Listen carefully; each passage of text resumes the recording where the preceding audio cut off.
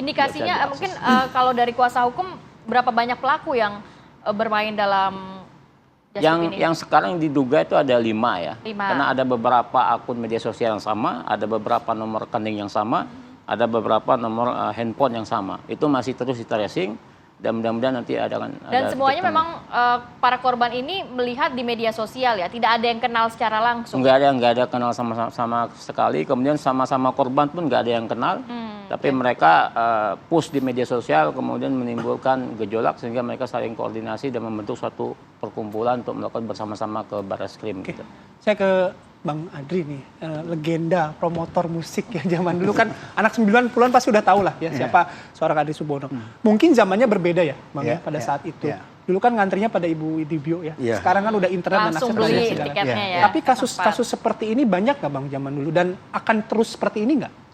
Beda ya, beda. Kalau dulu kan kasus pemalsuan tiket itu ada juga. Tapi kita kan selalu pakai UV segala macam sehingga ketika orang masuk ke dalam gedung pertunjukan kita cek itu benar atau tidak.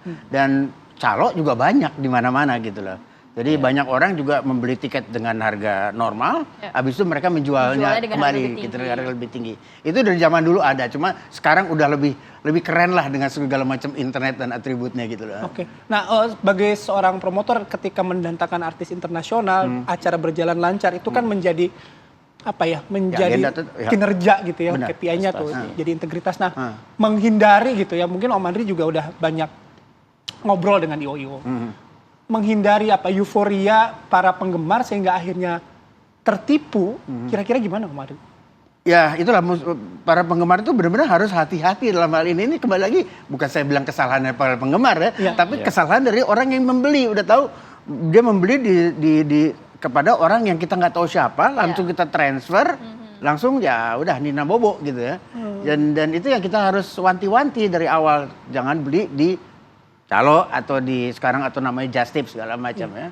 Karena ya ketika ada satu band kayak sekarang Coldplay ya, semua orang ingin menyaksikan konsernya, spektakuler konsernya, semua orang.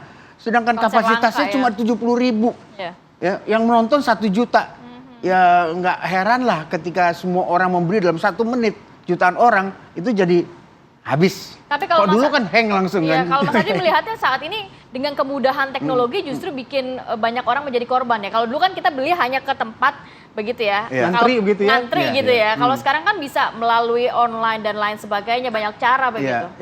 Ya berbeda lah, sebenarnya berbeda. Dulu juga ada trik-triknya dari mereka juga yang kita juga ya mungkin pemalsuan hanya sedikit ya. Kalau sekarang pemalsuan itu semua online. Betul. Sehingga kita juga nggak bisa ngelihat dengan siapa kita negosiasi gitu lah. Kembali lagi kita harus hati-hati gitu lah.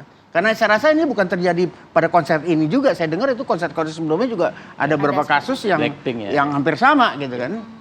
Dan ini mungkin nantinya akan begitu terus kalau orang nggak hati-hati. Nah, sepengetahuan Bang Adri begitu dengan adanya upaya-upaya penipuan gitu kan. Kalau zamannya Bang Adri dulu tiket palsu gitu ya gitu. Itu tuh orangnya komplotan atau apa ya, baru musiman aja gitu? Kalau zaman dulu itu bukan sendiri-sendiri. Kalau kita ngeliat kan banyak calo-calo yang di pinggir di luar-luar ya. Di luar-luar itu mereka sendiri-sendiri. Kadang-kadang justru antar calo juga mereka berkompetisi, banting-bantingan harga gitu. Kalau sekarang kan kita nggak tahu dengan siapa kita berhubungan gitu. Iya. Harusnya kalau menurut Mas Adri sebagai mungkin promotor yang nanti akan menghadirkan Coldplay ataupun band-band seperti Blackpink dan lain sebagainya, harus nggak sih benar-benar pembelian tiket ini, para Just Tip ini memang diawasi secara ketat? Tapi tahan dulu ya Mas ya, kita akan jauh di segmen berikutnya ya. Tetap bersama kami, kita akan sambung lagi obrolan ini sesaat lagi.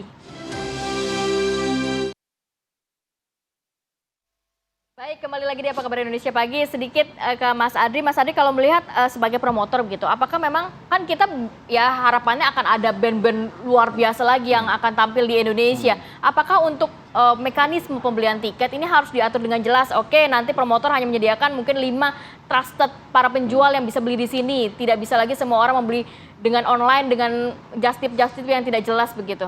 Kalau sistem online, saya rasa itu adalah sistem yang terbaik. Di seluruh dunia itu sistemnya juga sudah online gitu ya. Mungkin ada ide mau dibagi dalam beberapa tiket penjualan, itu mungkin ya. Itu tergantung dengan promotor. Karena itu semua tugas dari si penjual tiket gitu lah. Ya. Tapi online yang terbaik begitu ya? Online adalah sistem yang terbaik. Kalau zaman dulu saya kan beda, itu saya mesti jual tiket, tukar sama voucher, habis itu wah macam-macam lah, panjang urusannya. Kalau sekarang semua online, udah that's it gitu.